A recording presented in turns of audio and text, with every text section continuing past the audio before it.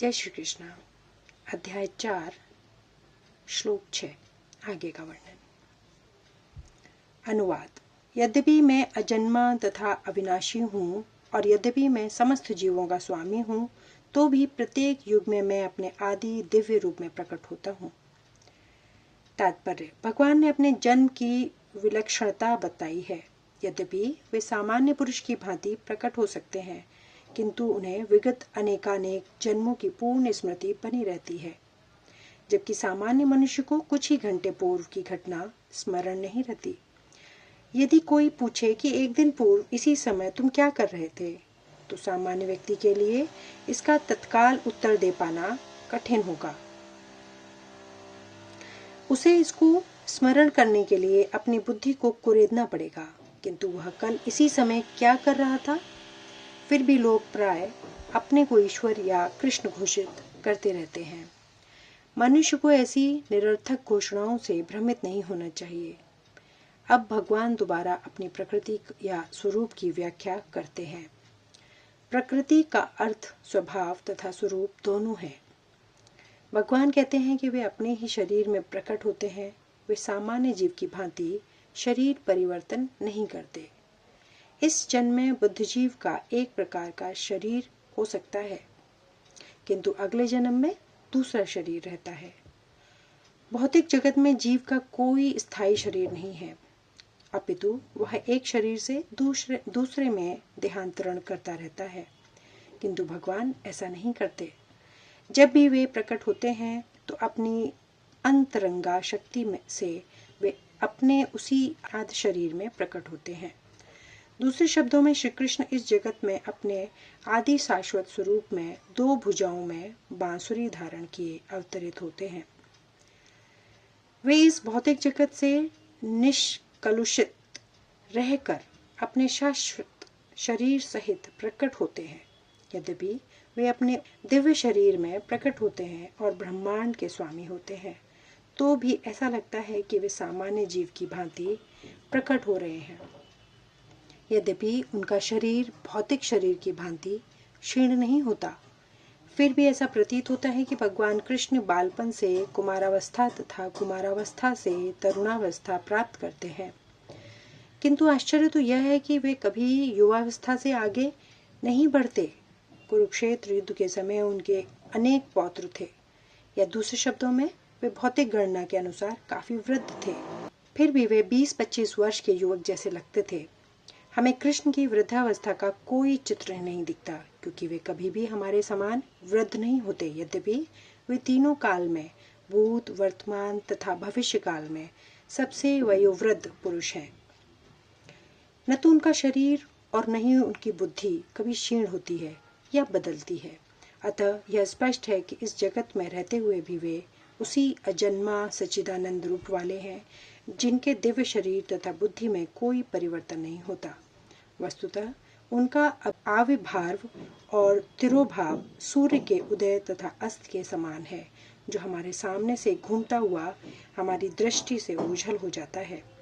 जब सूर्य हमारी दृष्टि से ओझल रहता है तो हम सोचते हैं कि सूर्य अस्त हो गया, और जब हमारे समक्ष होता है तो हम सोचते हैं कि वह क्षितिज में है। वस्तुतः सूर्य स्थिर है, किंतु अपने अपूर्ण एवं त्रुटिपूर्ण इंद्रियों के कारण हम सूर्य को उदय और अस्त होते परिकल्पित करते हैं। और चूंकि भगवान का प्राकट्य तथा तिरोधान सामान्य जीव से भिन्न है, अतः स्पष्ट है कि वे शाश्वत हैं, अपनी अंतरंगा शक्ति के कारण आनंद स्वरूप हैं और इस भौतिक प्रकृति द्वारा कभी कलुषित नहीं होते। वेदों द्वारा भी पुष्टि की गई है कि भगवान अजन्मा होकर भी अनेक रूपों में अवतरित होते रहते हैं। वैदिक साहित्यों से भी पुष्टि होती है कि यद्यपि भगवान जन्म लेते प्रतीत होते हैं, किंतु तो भी वे शरीर परिवर्तन नहीं करते। श्रीमद् भागवत में भी वे अपनी माता के समक्ष नारायण रूप में 4 भुजाओं तथा क्षण ऐश्वर्यों से मुक्त होकर प्रकट होते हैं। उनका आद्य अशाश्वत रूप में प्राकट्य उनकी अहेतुकी कृपा है, जो जीवों को प्रदान की जाती है, जिससे वे भगवान के यथारूप में अपना ध्यान केंद्रित कर सकें, न कि निर्विशेषवादियों द्वारा मनोधर्म या कल्पनाओं पर आधारित रूप में। विश्वकोश के अनुसार माया या आत्ममाया शब्द भगवान की अहेतुकी कृपा का सूचक है। भगवान हमें अपने समस्त पूर्व अविभाव तिरोभावों से अवगत रहते हैं, किंतु सामान्य जीव को जैसे ही नवीन शरीर प्राप्त होता है वह अपने पूर्व शरीर के विषय में सब कुछ भूल जाता है। वे समस्त जीवों के स्वामी हैं, क्योंकि इस धरा पर रहते हुए वे आश्चर्यजनक तथा अति मानवीय लीलाएं करते रहते हैं। अतः भगवान निरंतर वही परम सत्य रूप हैं और उनके स्वरूप तथा आत्मा में या उनके गुण तथा शरीर में कोई अंतर नहीं होता। अतः यह प्रश्न किया जा सकता है कि इस संसार में भगवान क्यों आविर्भूत और तिरोभूत होते रहते हैं। अगले श्लोक में इसकी व्याख्या की गई है। श्लोक 7। अनुवाद। हे भरतवंशी, जब भी और जहाँ भी धर्म का पतन होता है और अधर्म की प्रधानता होने लगती है, तब तब मैं अवतार लेता हूँ। तात्पर्य। यहाँ पर सृजामी शब्द महत्वपूर्ण है। सृजामी सृष्टि के अर्थ में नहीं प्रयुक्त हो सकता, क्योंकि पिछले श्लोक के अनुसार भगवान के स्वरूप या शरीर की सृष्टि नहीं होती, क्योंकि उनके सारे स्वरूप शाश्वत रूप में विद्यमान रहने वाले हैं। अतः सृजामी का अर्थ है कि भगवान स्वयं यथारूप में प्रकट होते हैं। यद्यपि भगवान कार्यक्रम अनुसार अर्थात ब्रह्मा के एक दिन में 7वें मनु के 28वें युग में द्वापर के अंत में प्रकट होते हैं, किंतु वे इस नियम का पालन करने के लिए बाध्य नहीं हैं, क्योंकि वे स्वेच्छा से कर्म करने के लिए स्वतंत्र हैं। अतः जब भी अधर्म की प्रधानता तथा धर्म का लोप होने लगता है तो वे स्वेच्छा से प्रकट होते हैं। धर्म के नियम वेदों में दिए हुए हैं, और यदि इन नियमों में पालन में कोई त्रुटि आती है तो मनुष्य अधार्मिक हो जाता है। श्रीमद् भागवत में बताया गया है कि ऐसे नियम भगवान के नियम हैं। केवल भगवान ही किसी धर्म की व्यवस्था कर सकते हैं। वेद भी मूलतः ब्रह्मा के हृदय में से भगवान द्वारा उच्चारित माने जाते हैं। अतः धर्म के नियम भगवान के प्रत्यक्ष आदेश हैं। भगवद गीता में अघोपांत इन्हीं नियमों का संकेत है। वेदों का उद्देश्य परमेश्वर के अनुसार ऐसे नियमों की स्थापना करना, और गीता के अंत में भगवान स्वयं आदेश देते हैं कि सर्वोच्च धर्म उनकी ही शरण ग्रहण करना है। वैदिक नियम जीव को पूर्ण शरणागति की ओर अग्रसर कराने वाले हैं, और जब भी आसुरों द्वारा इन नियमों के व्यवधान आता है तभी भगवान प्रकट होते हैं। श्रीमद् भागवत पुराण से हम जानते हैं कि बुद्ध कृष्ण के अवतार हैं, जिनका प्रादुर्भाव उस समय हुआ जब भौतिकवाद का बोलबाला था और भौतिकवादी लोग वेदों को प्रमाण बनाकर उसकी आड़ ले रहे थे।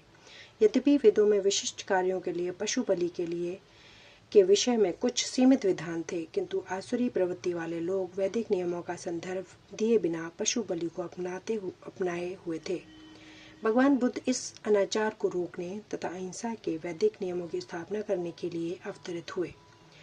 अतः भगवान के प्रत्येक अवतार का विशेष उद्देश्य होता है, और इन सब का वर्णन शास्त्रों में हुआ है।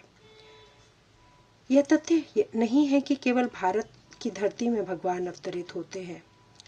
वे कहीं भी और किसी भी काल में इच्छा होने पर प्रकट हो सकते हैं। वे प्रत्येक अवतार लेने पर धर्म के विषय में उतना ही कहते हैं जितना कि उस परिस्थिति में जन समुदाय विशेष समझ सकता है, लेकिन उद्देश्य एक ही रहता है, लोगों का ईश भावना भावित करना तथा धार्मिक नियमों के प्रति आज्ञाकारी बनाना।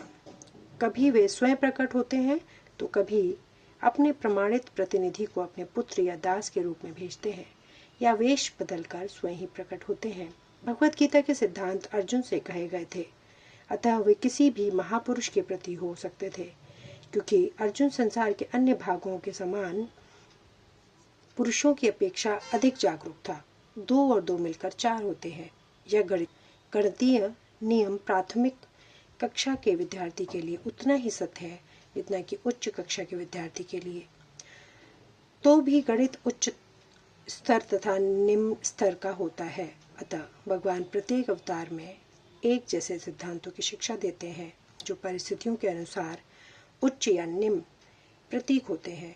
जैसा कि आगे बताया जाएगा, धर्म के उच्च स्तर सिद्धांत चारों वर्ण श्रमों को स्वीकार करने से प्रारंभ होते हैं। अवतारों का एकमात्र उद्देश्य सर्वत्र कृष्ण भावनामृत को उद्घोषित करना है। परिस्थिति के अनुसार यह भावनामृत प्रकट तथा अप्रकट होता है। श्लोक 8। अनुवाद।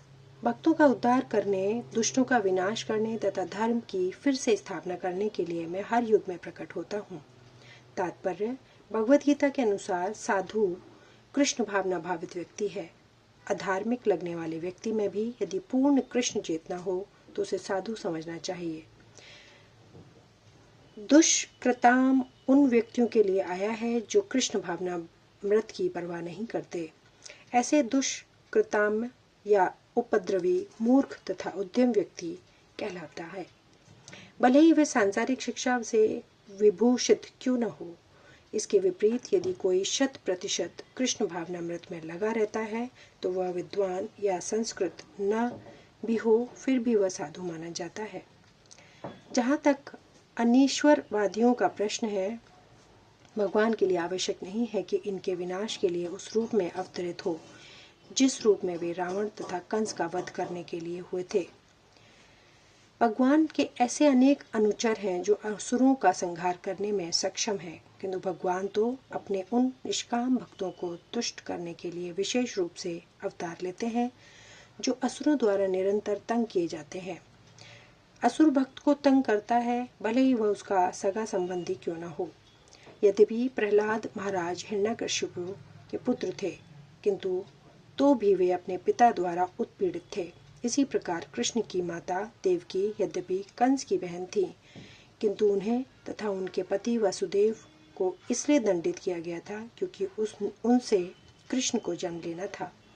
अतः भगवान कृष्ण मुख्यतः देवकी उद्धार करने के लिए प्रकट हुए थे, कंस को मारने के लिए नहीं। किंतु ये दोनों कार्य एक साथ संपन्न हो गए। अतः यह कहा जाता है कि भगवान भक्त का उद्धार करने तथा दुष्ट असुरों का संहार करने के लिए विभिन्न अवतार लेते हैं। कृष्णदास कविराज कृष्ण चैतन्य चरितामृत के निम्नलिखित श्लोकों से अवतार के सिद्धांतों का सारांश प्रकट होता है। अवतार अथवा ईश्वर का अवतार भगवत द्वाम से भौतिक प्राकट्य हेतु होता है। ईश्वर का वह विशिष्ट रूप जो इस प्रकार अवतरित होता है अवतार कहलाता है। ऐसे अवतार भगवत द्वाम में स्थित रहते हैं। जब वे भौतिक सृष्टि में उतरते हैं तो उन्हें अवतार कहा जाता है। अवतार कई तरह के होते हैं, यथा पुरुषावतार, गुणावतार, लीलावतार, शक्त्यावेश अवतार, मनवंतर अवतार तथा युगावतार।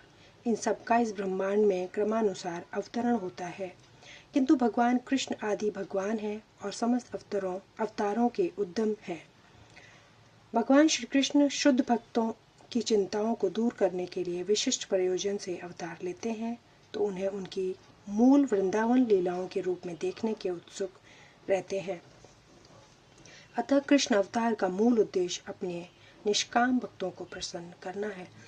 भगवान का वचन है कि वे प्रत्येक युग में अवतरित होते रहते हैं। इससे सूचित होता है कि वे कलयुग में भी अवतार लेते हैं। जैसा कि श्रीमद् भागवत में कहा गया है कि कलयुग के अवतार भगवान चैतन्य महाप्रभु हैं, जिन्होंने संकीर्तन आंदोलन के द्वारा कृष्ण पूजा का प्रसार किया और पूरे भारत में कृष्ण भावनामृत का विस्तार किया। उन्होंने यह भविष्यवाणी की कि संकीर्तन की यह संस्कृति सारे विश्व में नगर नगर तथा ग्राम ग्राम में फैलेगी। भगवान चैतन्य को गुप्त रूप में किंतु प्रकट रूप में नहीं, उपनिषदों, महाभारत तथा भागवत जैसे शास्त्रों में गुहा अंशों में वर्णित किया गया है। भगवान कृष्ण के भक्तगण भगवान चैतन्य के संकीर्तन आंदोलन द्वारा अत्यधिक आकर्षित रहते हैं। भगवान का यह अवतार दुष्टों का विनाश नहीं करता, अपितु अपनी अहेतुकी कृपा से उनका उद्धार करता है। श्लोक 9। अनुवाद। हे अर्जुन, जो मेरे अभिभार्व तथा कर्मों की दिव्य प्रकृति को जानता है, वह इस शरीर को छोड़ने पर इस भौतिक संसार में पुनः जन्म नहीं लेता, अपितु मेरे सनातन धाम को प्राप्त होता है। तात्पर्य, छठे श्लोक में भगवान के दिव्य धाम से उनके अवतरण की व्याख्या हो चुकी है।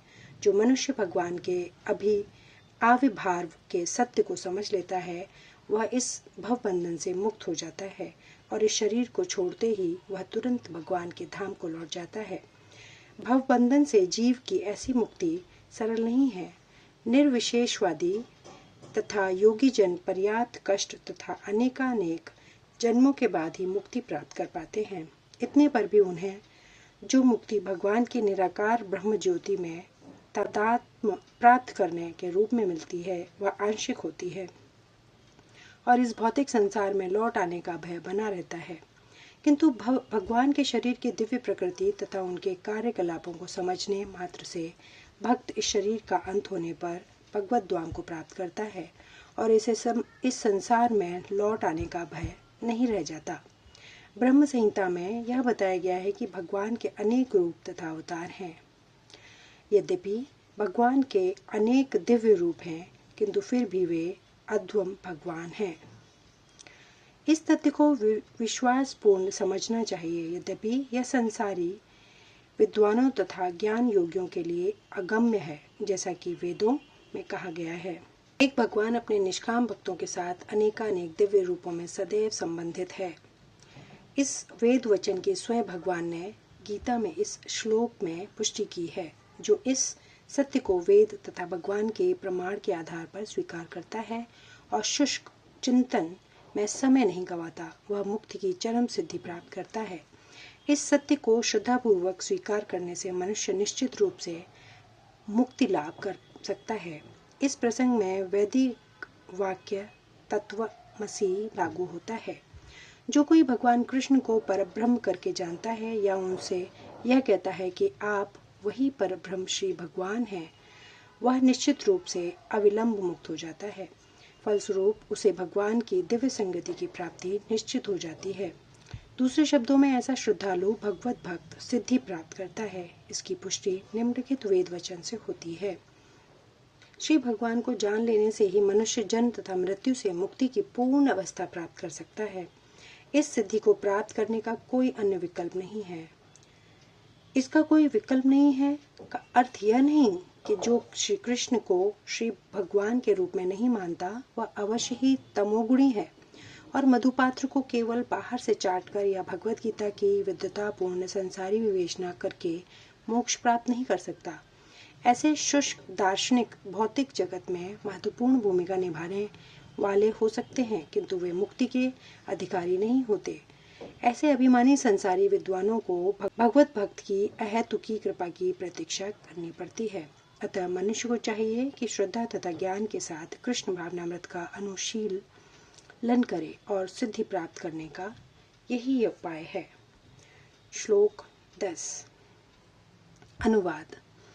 आसक्ति, भय तथा क्रोध से मुक्त होकर मुझ में पूर्णतः तन्मय होकर और मेरी शरण में आकर बहुत से व्यक्ति भूतकाल में मेरे ज्ञान से पवित्र हो चुके हैं। इस प्रकार से उन सबों ने मेरे प्रति दिव्य प्रेम को प्राप्त किया है। तात्पर्य, जैसा कि पहले कहा जा चुका है, विषयों में आसक्त व्यक्ति के लिए परम सत्य के रूप को समझ पाना अत्यंत कठिन है। सामान्यतः जो लोग देहात्म बुद्धि में आसक्त होते हैं वे भौतिकवाद में इतने लीन रहते हैं कि उनके लिए यह समझ पाना असंभव सा है कि परमात्मा व्यक्ति भी हो सकता है। ऐसी भौतिकवादी व्यक्ति इसकी कल्पना तक नहीं कर पाते कि ऐसा भी दिव्य शरीर है जो नित्य तथा सच्चिदानंदमय है। भौतिकतावादी धारणा के अनुसार शरीर नाशवान, अज्ञानमय तथा अत्यंत दुखमय होता है। अतः जब लोगों को भगवान के साकार रूप के विषय में बताया जाता है तो उनके मन में शरीर की यही धारणा बनी रहती है। ऐसे भौतिकवादी पुरुषों के लिए विराट भौतिक जगत का स्वरूप ही परम तत्व है। फलस्वरूप वे परमेश्वर को निराकार मानते हैं और भौतिकता में इतने तल्लीन रहते हैं कि भौतिक पदार्थ से मुक्ति के बाद भी अपना स्वरूप बनाए रखने के विचार से डरते हैं। जब उन्हें यह बताया जाता है कि आध्यात्मिक जीवन भी व्यक्तिगत तथा साकार होता है तो वे पुनः व्यक्ति बनने से भयभीत हो उठते हैं।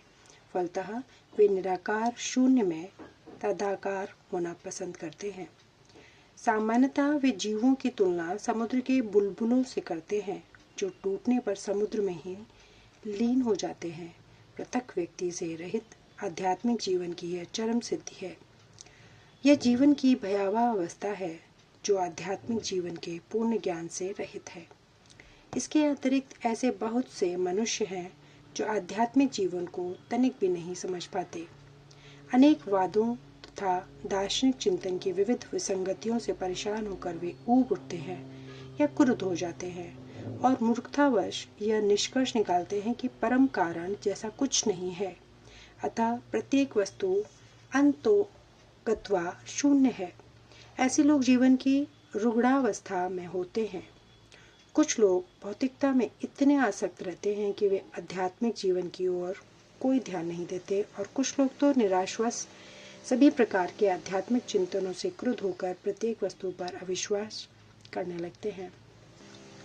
इस अंतिम कोटि के लोग किसी न किसी मादक वस्तु का सहारा लेते हैं और उनके मति वे भ्रम को कभी कभी आध्यात्मिक दृष्टि मान लिया जाता है।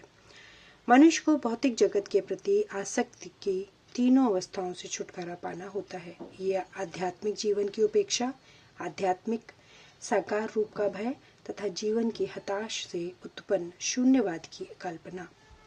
जीवन की इन तीनों अवस्थाओं से छुटकारा पाने के लिए प्रामाणिक गुरु के निर्देशन में भगवान की शरण ग्रहण करना और भक्तिमय जीवन के नियम तथा विधि विधानों का पालन करना आवश्यक है। भक्तिमय जीवन की अंतिम अवस्था भाव या दिव्य ईश्वरीय प्रेम कहलाती है। भक्ति रसामृत सिंधु के अनुसार भक्ति का विज्ञान इस प्रकार है। प्रारंभ में आत्म साक्षात्कार की सामान्य इच्छा होनी चाहिए। इससे मनुष्य ऐसे व्यक्तियों की संगति करने का प्रयास करता है जो आध्यात्मिक दृष्टि से उठे हुए हैं। अगली अवस्था में गुरु से दीक्षित होकर नव दीक्षित भक्त उसके आदेशानुसार भक्ति योग प्रारंभ करता है। इस प्रकार सद्गुरु के रूप में भक्ति करते हुए वह समस्त भौतिक आसक्ति से मुक्त हो जाता है। उसके आत्म साक्षात्कार में स्थिरता आती है और वह श्री भगवान कृष्ण के विषय में श्रवण करने के लिए रुचि विकसित करता है। इस रुचि से आगे चलकर कृष्ण भावनामृत में आसक्ति उत्पन्न होती है और जो भाव में अथवा भगवत प्रेम में प्रथम सोपान में परिपक्व होती है। ईश्वर के प्रति प्रेम ही जीवन की सार्थकता है। प्रेम अवस्था में भक्त भगवान के दिव्य प्रेमा भक्ति के में निरंतर लीन रहता है। अतः भक्ति की मंद विधि से प्रामाणिक गुरु के निर्देश में सर्वोच्च अवस्था प्राप्त की जा सकती है और समस्त भौतिक आसक्ति व्यक्तिगत आध्यात्मिक स्वरूप के भय तथा शून्यवाद से उत्पन्न हताश से मुक्त हुआ जा सकता है। तभी मनुष्य को अंत में भगवान के धाम की प्राप्ति हो पाती है। श्लोक 11 से आगे का वर्णन अगले वीडियो में। धन्यवाद। जय श्री कृष्ण।